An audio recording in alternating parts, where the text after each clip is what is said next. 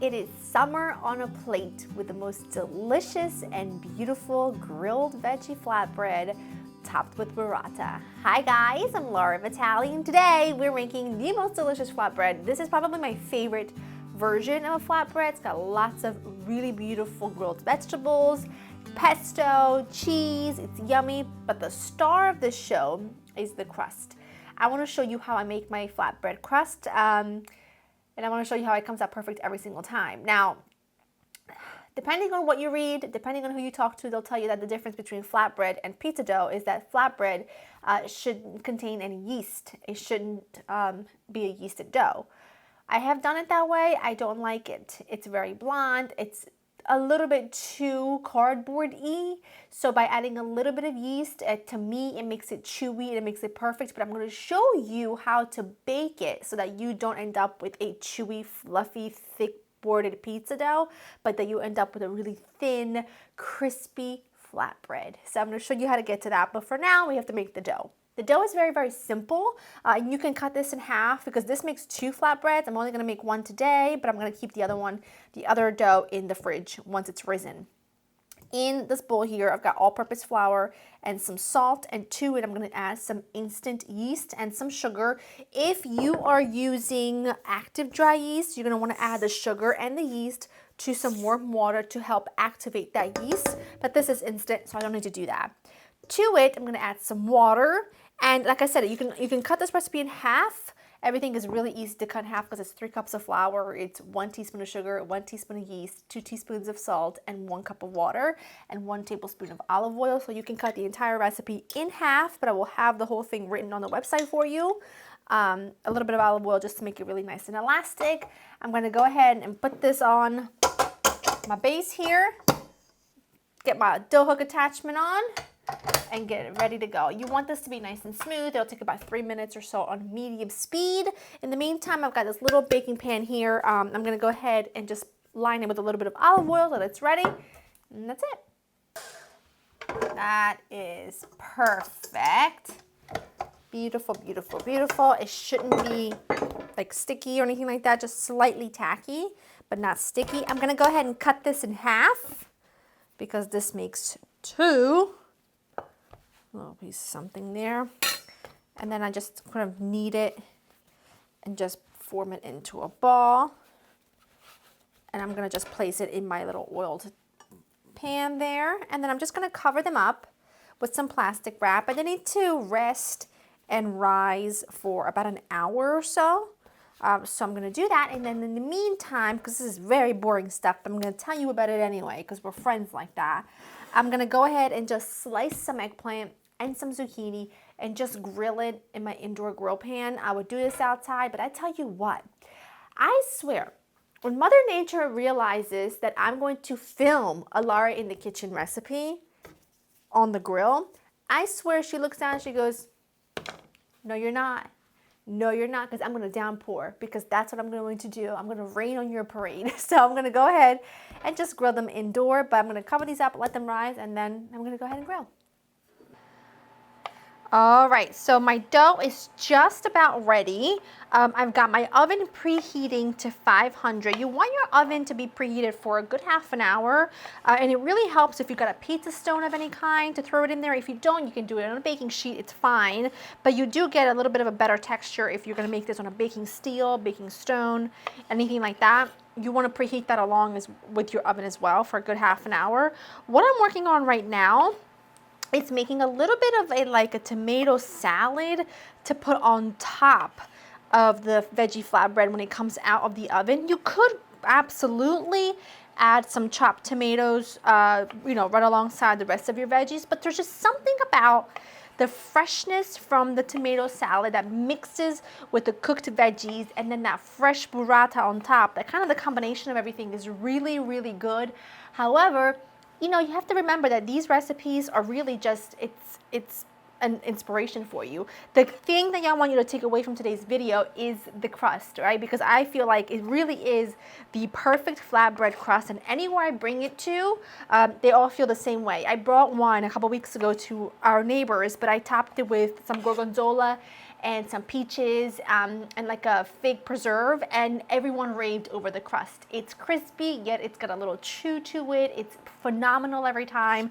So I'm just gonna go ahead and finish chopping my tomatoes, and I'm gonna roughly also chop some greens and add them to a bowl. Dun, dun, dun. It's been an hour.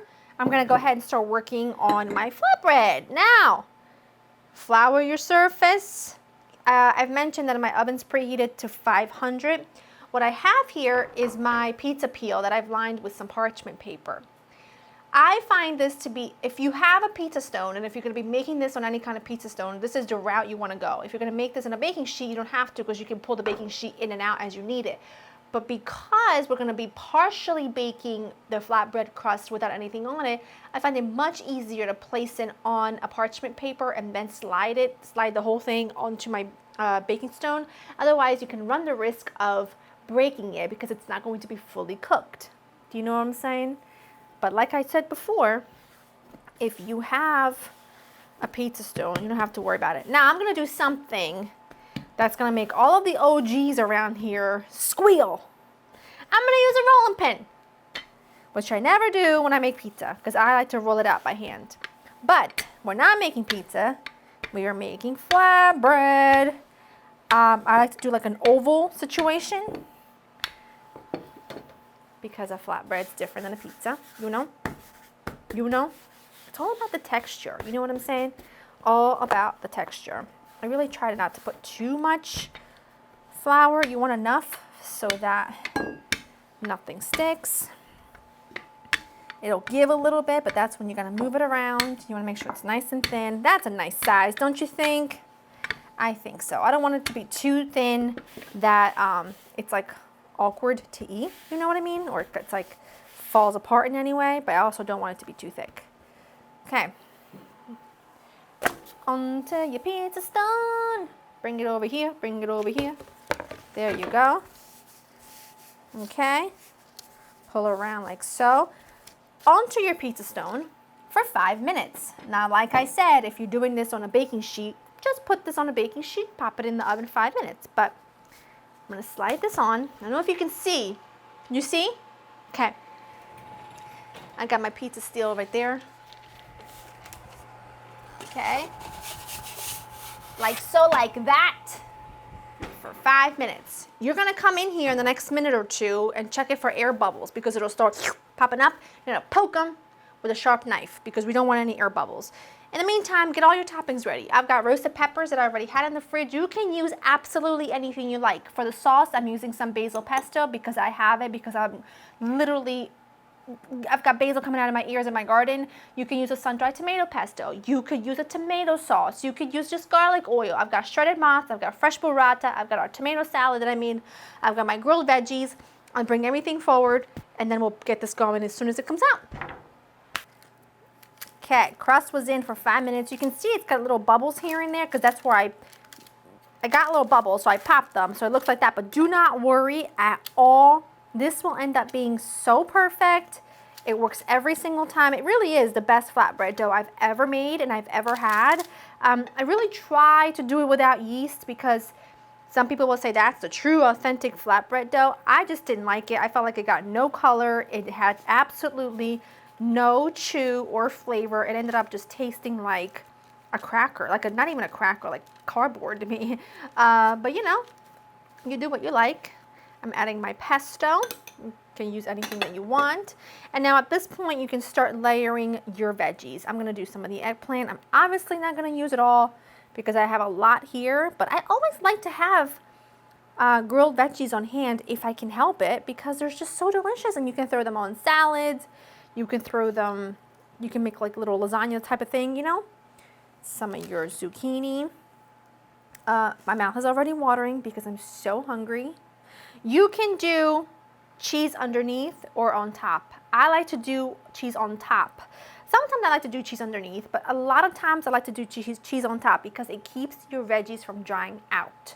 But you can do both. You can do double cheese, which sometimes I do. I don't know why I didn't think of it today, but it does not matter.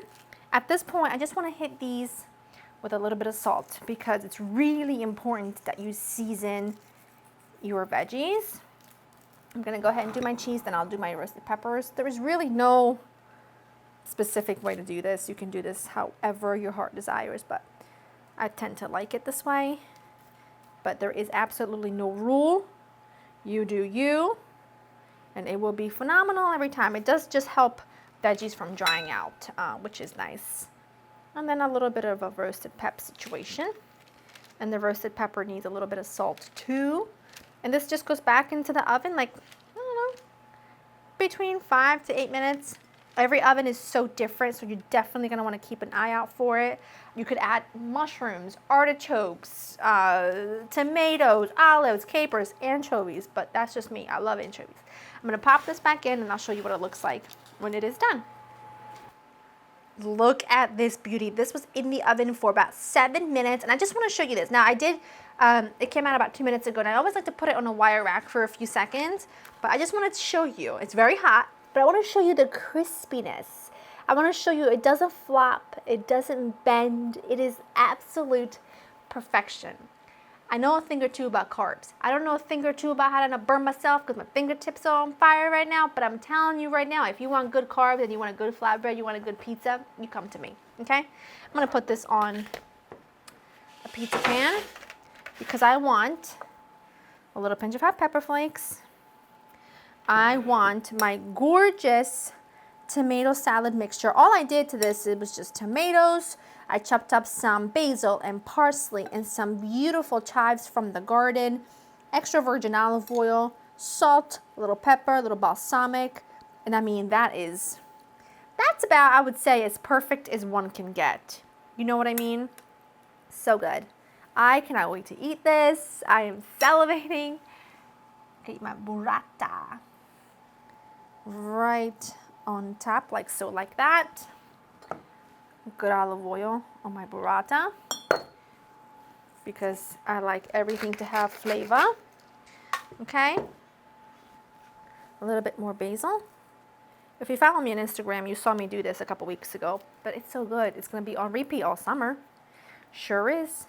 A little bit of basil, a little bit of hot pepper on the burrata because I'm an adult and I like it. Get in close because you're gonna want to see this. Okay.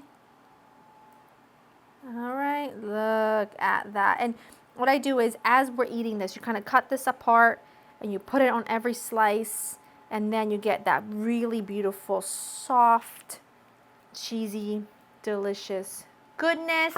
But for now, I want you to hear the crunch because that's why you're here. Whenever you're cutting a flatbread or a pizza with a lot of toppings on it, if you just go straight down, you're gonna take all the toppings with you. But if you take your pizza peel and you rock it back and forth as you cut, then that doesn't happen. See, learn something new every day around here. Rock it back and forth, it doesn't take all your toppings with it. That is mine right there. I'm taking a piece of the burrata, okay? And I'm just, it's gonna be hot though.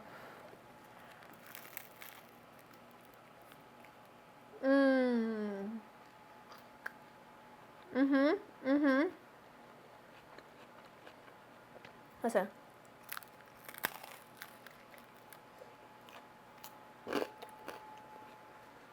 Listen. This is a 10 out of 10. A must make all summer. Go crazy with the toppings. Put meat on it, put pepperoni, put sauce, put whatever you want. Make this crust.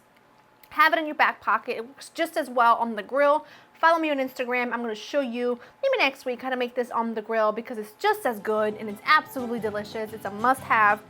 I hope you enjoy spending time with me. The full recipe is on LauraInTheKitchen.com, and I will see you in the next one. Bye.